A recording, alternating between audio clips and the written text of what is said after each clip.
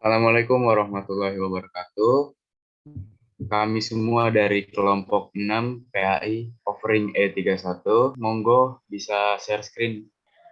Jadi di sini kita mau bahas tentang materi studi meta-analisis penerapan teori penetrasi sosial pada perkembangan hubungan dalam pernikahan berdasarkan perjodohan syarat Islam atau yang sering disebut ta'aruf. Uh, Abstrak. Studi meta-analisis ini bertujuan untuk mengetahui perbedaan hasil penelitian dalam membahas teori penetrasi sosial yang telah dilakukan. Artikel ini berfokus pada ketertarikan proses pernikahan ta'aruf dengan tahapan proses perkembangan hubungan dengan penetrasi sosial dan asumsi-asumsi dasar dari teori penetrasi sosial. Oke, pendahuluannya. Ta'aruf tidak seperti pacaran pada umumnya. Hubungan yang dibangun pada hubungan ta'aruf ini membutuhkan waktu yang singkat. Hubungan hanya berlangsung beberapa bulan atau bahkan bisa beberapa minggu sebelum pernikahan. Komunikasi antar calon pasangan dibatasi untuk menghindari kontak langsung antara lawan jenis. Kedua individu benar-benar mengenal satu sama lain setelah mereka menikah. Kecenderungan timbulnya konflik setelah menikah dapat meningkat secara pribadi, tetapi juga sebagai individu dengan identitas budaya yang berbeda. Ta'aruf dilakukan karena mereka sangat percaya bahwa Tuhan lebih menyukai dan meridhoi proses ta'aruf daripada kencan konvensional yang menurut mereka dapat dengan mudah mengarahkan pada perzinaan. Pada teori penetrasi sosial akan dibahas tuntas sebuah proses komunikasi yang terjadi pada hubungan pernikahan antara dua individu yang melewati proses ta'aruf secara efisien dan berlapis. Dengan menggunakan teori penetrasi sosial, ini kita dapat memahami hubungan ta'aruf yang terjadi antara dua individu secara lebih memandang melalui lapisan-lapisan hubungan atau keintiman yang dikaji pada teori penetrasi sosial. Selanjutnya, teori penetrasi sosial pertama kali dijabarkan oleh Irwin Altman dan Dalmas Taylor pada tahun 1973. Pada tahun tersebut, kehidupan sosial di Amerika Serikat mengalami berbagai perubahan. Ada lebih banyak penekanan, keterbukaan dan kebebasan relasional dalam hubungan persoalan mereka. Altman dan Taylor 1973 menyatakan bahwa sebuah hubungan interpersonal seseorang akan berakhir dengan baik dan intim jika kedua belah pihak melewati lintasan-lintasan dan lapisan penting pada komunikasi untuk mencapai sebuah kedekatan dalam berhubungan. Selanjutnya, menurut West dan Turner 2014 pada 4 tahapan pada penetrasi sosial. Tahapan penetrasi sosial yang pertama adalah tahapan orientasi, yaitu tahap awal atau tahap perkenalan. Pada tahapan ini, kita tidak begitu mengetahui sisi pribadi seseorang karena yang tampak hanya dari luar saja. Percakapan hanya sebatas basa-basi dan membicarakan sebuah informasi umum. Selanjutnya, yang kedua, tahap pertukaran penjajakan afektif. Tahap ini merupakan tahapan lanjutan awal dari informasi dasar ke informasi yang lebih mendalam. Dalam tahapan ini, kedua individu mulai membicarakan hal-hal yang didiskusikan dan menarik perhatian masing-masing seperti hobi, kesukaan makanan, kebiasaan, dan lainnya. Pada tahapan ini, perilaku, sentuhan, atau ekspresi emosi juga mulai terbangun. Tahapan ini merupakan tahapan penting yang menentukan seseorang untuk masuk ke tahapan berikutnya. Selanjutnya yang ketiga adalah tahapan pertukaran afektif. Pada tahapan ini, hubungan kedua belah pihak menjadi lebih intim dan adanya pertukaran informasi pribadi yang lebih intens. Informasi yang dimaksud seperti informasi mengenai pengalaman pribadi dan masing-masing. Keempat, tahapan pertukaran stabil. Menurut West dan Turner 2014 menjabarkan komunikasi yang ada sudah bersifat efisien, jelas dan tidak ambigu. Selain itu, komunikasi antar kedua belah pihak sifatnya sudah dalam intim. Percakapan sudah meliputi nilai konsep diri atau resuman dari materi saya. Selanjutnya bisa dilanjutkan dengan yang lain. Oke, saya izin share screen ya. Oke, saya lanjutkan. Asumsi dasar dari teori penetrasi sosial dalam West atau Turner 2014, hubungan mengalami kemajuan dari tidak intim menjadi intim. Hubungan komunikasi antar seseorang dimulai dari tahapan dasar dan bergerak menuju ke yang lebih intim. Perkembangan hubungan sistematis dan dapat diprediksi. Hubungan komunikasi yang terjadi antar manusia berkembang secara sistematis dan dapat diprediksi.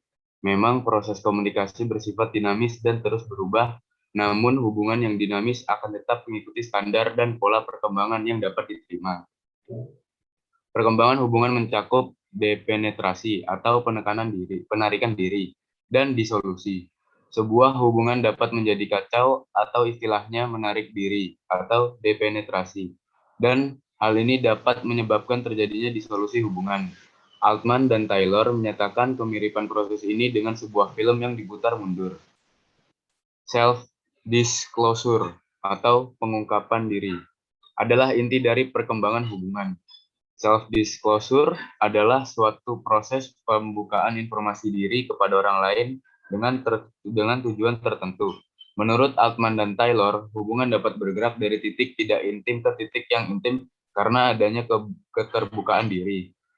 Proses ini memungkinkan seseorang untuk saling mengenal satu sama lain. Penelitian terdahulu yang dilakukan oleh Agustin Wulandari 2013 menyebutkan Social Penetration Theory atau SPT merupakan sebuah teori yang menggambarkan suatu pola pengembangan hubungan. Teori penetrasi sosial juga menjelaskan bahwa dengan berkembangnya hubungan, keluasan dan kedalaman percakapan akan meningkat. Sanas 2021. Fenomena dan kasus-kasus kontemporer di Indonesia. Contohnya, pada fenomena pernikahan beda agama, beda suku, fenomena hubungan antar pemain game online, dan masih banyak lagi.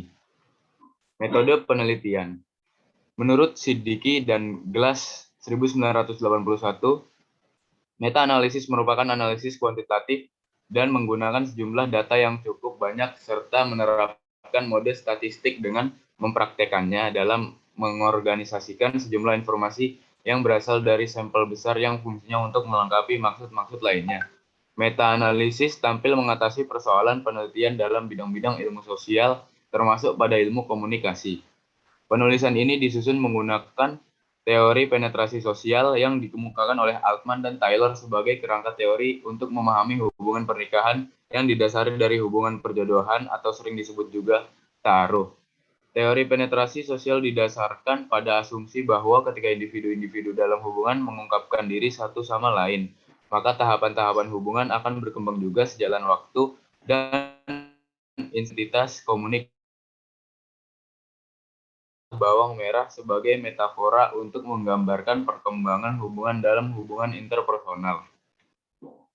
Pemilihan jurnal yang diteliti pada kajian meta-analisis ini terfokus pada jurnal dengan kriteria seperti berikut. Yang pertama, jurnal internasional dan nasional. Yang kedua, penelitian dilakukan pada tahun 2010 hingga tahun 2020. Dan yang terakhir adalah objek penelitian berupa proses pengembangan hubungan pada pasangan ta'aruf yang sukses melakukan pernikahan. Peneliti menganalisa 3 jurnal yang akan dikaji dengan metode kualitatif dengan pendekatan analisis isi. Tabel 1 kajian pustaka.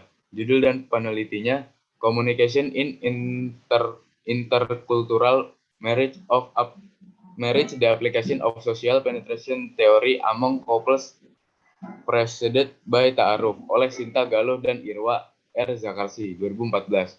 Objeknya pada jurnal ini telah 2 pasangan yang telah melalui proses ta'aruf dan menikah. Variabel yang diteliti, penerapan tahap penetrasi sosial pada pasangan yang dilanjutkan dari proses ta'aruf. Metodenya, metode penelitian dengan metode kualitatif dengan teknik wawancara dan studi dokumen tertulis. Hasilnya adalah dalam perkembangan hubungan dengan ta'aruf, kecocokan dalam konteks fisik minimal namun lebih menitik beratkan pada kesamaan, kepercayaan, dan nilai. Mungkin sekian resume dari saya, bisa dilanjutkan. Oke, selanjutnya pada penulisan kali ini, penulis akan menggunakan pendekatan kualitatif yang berdasar pada kumpulan artikel dan juga jurnal terkait yang sesuai dengan kasus yang akan dibahas. Jurnal pertama ini ditulis oleh Trisa dan Zarkasi yang membahas lebih mendalam tentang fenomena pernikahan ta'aruf dan proses komunikasi yang dialami oleh 2 narasumber.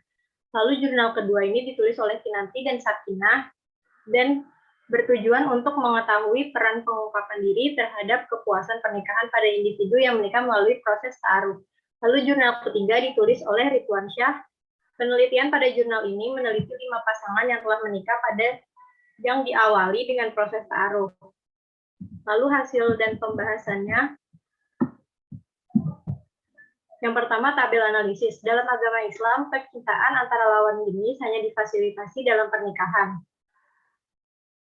Seperti yang dikatakan pada BB dan Redmond, dalam pernikahan hubungan antar individu sangatlah erat. Dan peneliti akan menganalisis dengan analisis isi pada kedua jurnal yang menggunakan unit analisis berdasarkan tahapan teori penetrasi sosial, yaitu orientasi, pertukaran, dan penjajakan afektif, pertukaran afektif dalam melihat keberhasilan resiprokal dalam suatu proses ta'aruf. Berikut adalah tabel analisa tahapan teori penetrasi sosial. Yang pertama unit analisis yaitu orientasi, subunit analisisnya proses orientasi. Dan menurut Ridwan proses melalui media sosial. Lalu untuk jurnal Fitri Sakinah dan Melo Roro Kinanti tidak menjelaskan proses orientasi. Dan menurut Cinta Galuh dan Irwa R. Zarkasi, FH dan FS perkenalan kedua pasangan melalui mediator sesuai syariat Islam. Hasil orientasinya yaitu menurut Ridwan Syah, pasangan ta'aruf berlanjut dikarenakan telah menemukan kecocokan. Menurut Fitri Sakinah dan Melo Roro Kinanti, penelitian pada jurnal ini tidak menjelaskan hasil proses orientasi. Dan menurut Cinta Galuh dan Irwa R. Zarkasi, FH dan FS melanjutkan proses pertemuan atau nazar bersama muhrimnya. Sekian dari saya, kurang lebihnya mohon maaf. Wassalamualaikum warahmatullahi wabarakatuh. Baik, bisa lihat? Sudah. Halo. Berikutnya, tabel 2, yaitu analisa pada asumsi-asumsi dasar teori penetrasi sosial. Asumsi dasar dari teori penetrasi sosial. Yang pertama, hubungan-hubungan mengalami kemajuan dari tidak intim menjadi intim. Menurut Ridwan Syah, pada proses ta'aruf pada narasumber terjadi kemajuan. Hubungan dari tidak intim menjadi intim setelah dilakukan pernikahan. Kemudian menurut Fitri Sakinah dan Melo Roro Kinanti, penelitian pada jurnal ini tidak menjelaskan asumsi ini. Kemudian menurut Cinta Galuh dan Irwa R. Zakarsi, FH dan FS dan AN dan IL, pada proses ta'aruf terjadi kemajuan hubungan dari tidak intim jadi intim setelah dilakukan pernikahan. Kemudian secara umum perkembangan hubungan sistematis dan dapat diprediksi. Menurut Ridwan Syah, penelitian pada jurnal ini tidak menjelaskan asumsi ini. Kemudian menurut Fitri Sakinah dan Melo Roro Kinanti, penelitian pada jurnal ini tidak menjelaskan asumsi ini. Kemudian menurut Cinta Galuh dan Irwa R. Zakarsi, FH dan FS dan AN dan IL, kedua belah pihak telah melakukan proses orientasi hingga ke tahap pertukaran stabil dengan sistematis serta terprediksi karakter. Pasangan menjadi dinamis karena adanya adaptasi di antara keduanya. Cukup sekian dari saya, kurang lebih maaf. Terima kasih. Baik, saya lanjutkan. Nah, dalam agama Islam, ta'aruf secara harfiah berarti mengenal. Dalam kaitannya dengan perkawinan, ta'aruf memiliki makna yang lebih luas sebagai pranikah di mana seseorang mengenal dan mendekati pasangannya. Tabrani dan Myun tahun 2010. Nah, tujuan utama dari ta'aruf adalah untuk mengetahui dan memahami siapa yang akan dinikahi. Ta'aruf dalam praktiknya berbeda dengan kencan konvensional. Ta'aruf dilakukan tidak hanya antar calon pasangan, tetapi dilakukan melalui pihak ketiga, seperti orang tua atau guru spiritual. Idealnya, seperti yang ditulis Tabrani dan Munir, ta'aruf harus melibatkan kedua belah pihak, laki-laki dan perempuan. Wanita memiliki hak yang sama untuk bertanya dan mengetahui tentang calon suaminya seperti halnya pria. Kejujuran sangat penting dalam proses ta'aruf. Jika kita melihat tahapan dari teori penetrasi sosial itu sendiri, maka kita dapat melihat bagaimana penerapannya pada hubungan pernikahan yang didasarkan pada proses ta'aruf. Tahap pertama yaitu tahap orientasi. Saat proses pengenalan dimulai bagi kedua pasangan. Awalnya, masing-masing pasangan hanya bisa mengetahui calon pasangan mereka melalui fisik atau langsung, dan juga CV masing-masing. Informasi yang dibagikan dalam CV antara lain data biografi yang bisa dilihat dan diketahui orang lain, dan informasi-informasi umum lainnya. Ditampilkan atau dilihat selama proses ta'aruf, pertemuan yang juga didampingi oleh pihak ketiga memungkinkan mereka untuk saling menutupi informasi pribadi satu sama lain. Nah, banyak kecemasan, penilaian, dan praduga yang dialami oleh kedua pihak. Stereotip tentang ras atau suku seseorang misalnya, dapat mempengaruhi penilaian tentang karakteristik calon pasangan. Hal ini tidak hanya terjadi pada pihak-pihak yang terlibat dalam ta'aruf, namun juga terjadi pada calon mertua yang akan menerima calon menantunya. Namun, terlepas dari kecemasan dan penilaian yang terjadi selama proses ta'aruf, kedua pasangan memutuskan untuk melanjutkan ta'aruf tersebut. Kesamaan dalam keyakinan, ekspektasi religi calon pasangan, dan visi tentang pernikahan dan keluarga di masa depan dianggap lebih bermanfaat daripada kecemasan berpasangan dengan seseorang yang belum dikenal lebih dalam.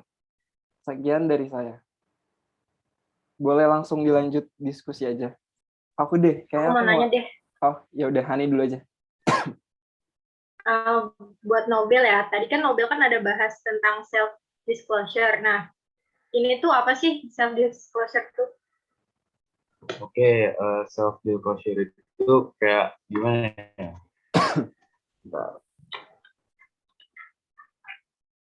Self disclosure itu kayak suatu proses yang pembukaan informasi diri kepada orang lain dengan tujuan tertentu. Kayak gitu sih kalau menurutku. Itu kayak inti dari perkembangan hubungan gitu loh.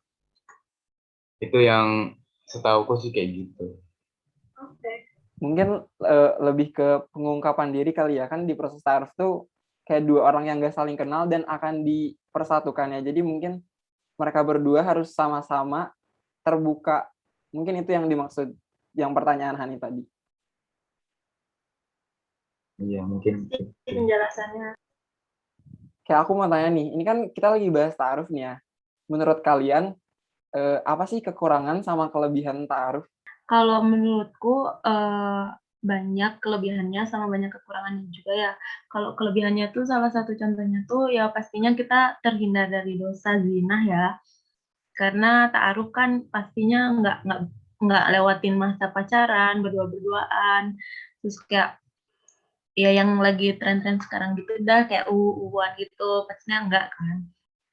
Terus kalau itu kelebihannya menurut aku. Terus kalau kekurangannya tuh ya kita tuh nggak tahu orangnya kayak gimana lebih mendalam, kayak kita kenal tuh pasti baru, terus kayak pastinya harus belajar mengenal satu sama lain yang lebih intens tuh pasti susah banget kalau waktu sesingkat itu gitu. Apalagi kalau misalnya kita udah nikah, terus baru kenal orang gitu kan pasti kayak rada masih aneh gitu kan. Itu aja sih, siapa tahu ada yang mau nambahin lagi.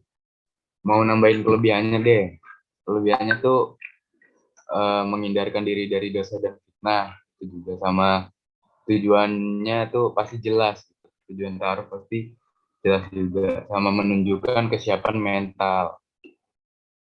Nambahin kelebihannya. Kekurangannya mungkin tadi itu udah dibilang sama Feby.